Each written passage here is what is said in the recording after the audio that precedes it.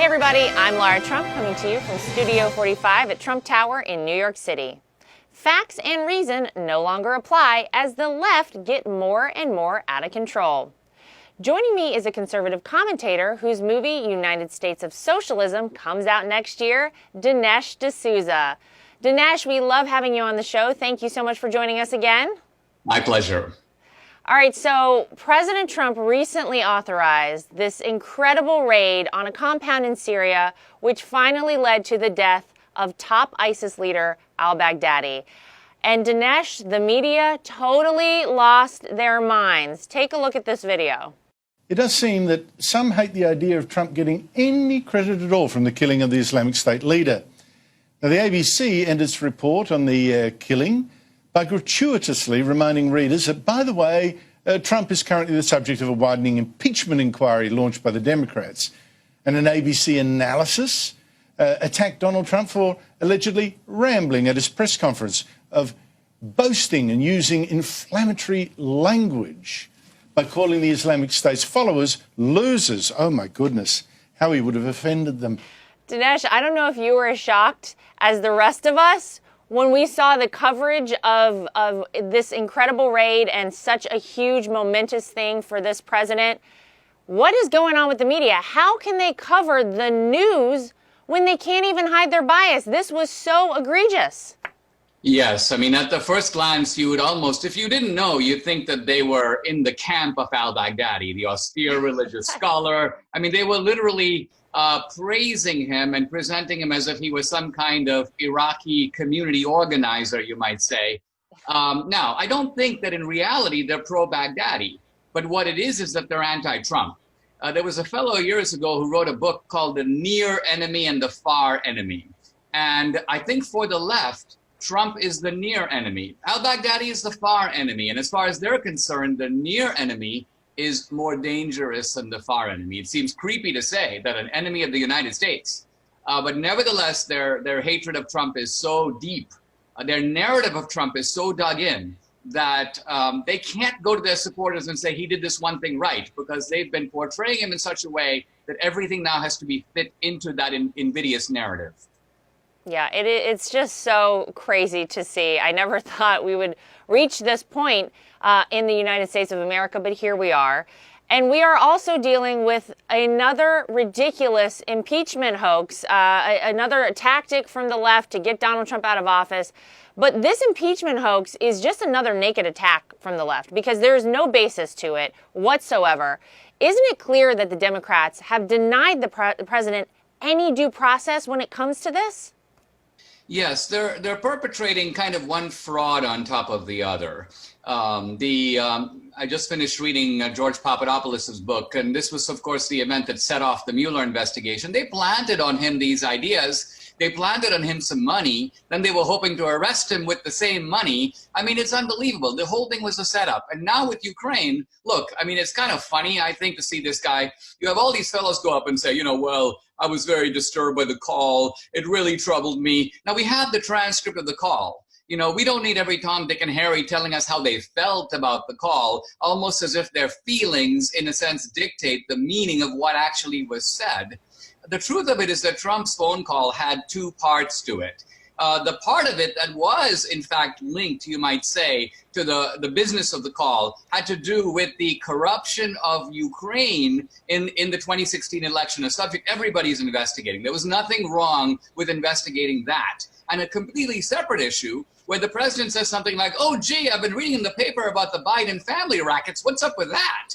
And what the Democrats are doing is conflating these two issues and pretending that the business of the call was to tie U.S. aid to the Biden retort. And I think that distortion is nakedly manifest to anyone who looks at the transcript of the call. Yeah, I want to touch more on the Bidens because the impeachment inquiry is based on claims, as you just say, about Ukraine, where the Bidens themselves, Dinesh, have been very active for quite some time. What are your thoughts on everything surrounding them in the Ukraine? Well, I just think it's becoming obvious that the Bidens have been running a family racket that is somewhat akin to the Clinton racket. I mean, look at all these Democratic politicians. Even Bernie Sanders is in a much smaller league. But all of these guys, through politics, become rich. They go from zero to, in Bernie's case, $2 or $3 million. In the case of Obama, $40 million. In the case of the Bidens, $100 million. The Clintons, $200 million. And how do they do that? I mean, how do you do that on a government salary? I think the most honest of them is John Kerry, who basically married into the money, into the Heinz ketchup fortune. So I think the Democrats are very eager to keep attention off of that. This whole kind of sleazy way in which, you know, my dad's the vice president. If you put me on the board, he's probably going to do what you say. This is the dirty game of politics, and the Democrats are masters at playing it. Trump was onto it. And so they're trying to make Trump's conversation and not the Biden family racket the focus of the inquiry. We did have some really big news just recently with the Department of Justice. It has now designated its review of the origins of the Russia collusion hoax as a criminal investigation. What do you think? Is it time for Brennan, Clapper, Comey, and McCabe to lawyer up? What do you think is going to happen here? Well, I can only hear hope. And I say hope because it has been dismaying, I think, to many people in the country, the way in which the left gets away with everything. They're able to, the double standard is so blatant, so outrageous. Even in my own campaign finance case, contrast my case with, say, Rosie O'Donnell, who violated the campaign finance law 5 times by her own admission. No, she wasn't even charged.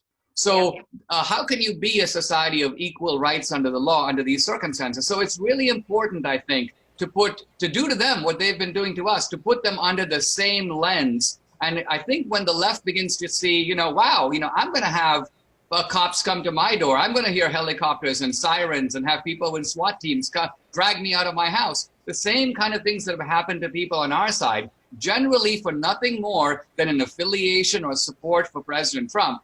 I think we have to do it to them, and then they'll begin to feel the heat, and then they will stop. Yeah, well, we got to have a level playing field, that's for sure, across the board. There should be no favors given to one side or another. Level playing field, that's how the United States operates. So conservatives are actually becoming more and more emboldened on college campuses, which is something that I think makes so many of us out there very happy, because it felt like for a long time, Dinesh, that maybe that was never going to come back up. They would be silenced forever. You actually just completed another speaking tour of campuses across America. Tell me a little bit about that. Yeah, it's ongoing. I love being on the campus. I've been doing it for 25 years. I've seen the campuses change. The atmosphere has become more intolerant. I think in part because the left has become more aggressive. And again, they're not being held to account. You know, for a group like Antifa, if they're able to get an event canceled, and remember, they're not intimidating me. They're intimidating the students from the campus. They're saying, we can terrorize you. We can make your life unbearable. And if they get the event canceled, even for, you know, it's security reasons, we're not going to have it, they count that as a victory. Check, we've succeeded. And so they'll keep doing it as long as it works. And no amount of op-eds on the need for civility, or let's come together, or let's respect free speech, let's read John Stuart Mill, that's not going to convince them. What's going to convince them is ultimately when they're arrested, when they're prosecuted, when they're held to account, particularly on a state university campus where they're jeopardizing constitutional rights. So yeah, I think the conservatives are right to be tougher. They need to be, we need to be, and we need to make sure that we are not silenced. Well, and you're such a great person for all of this, Dinesh. You get out there, like you said, they can't bully you, they can't intimidate you, and you're pushing forward. In fact, you actually are working right now on a movie that's going to be released next year called The United States of Socialism.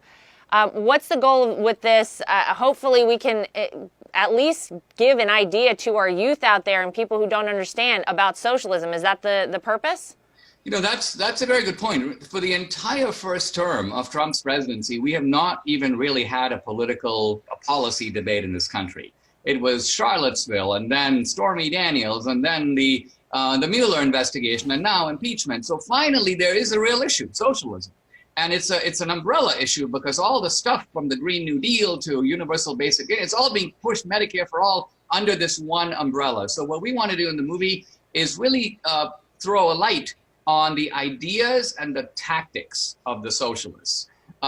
It's not enough to say, hey, socialism hasn't worked abroad, it isn't working in Venezuela, therefore it won't work here. We have to look at this unique type of socialism that the left is pushing in this country. I actually call it identity socialism, because it's kind of a marriage between identity politics and classical socialism. So we're going to put a spotlight on it, and we're going to do the goods on it in our movie, and a book I'll have at the same time coming out next summer.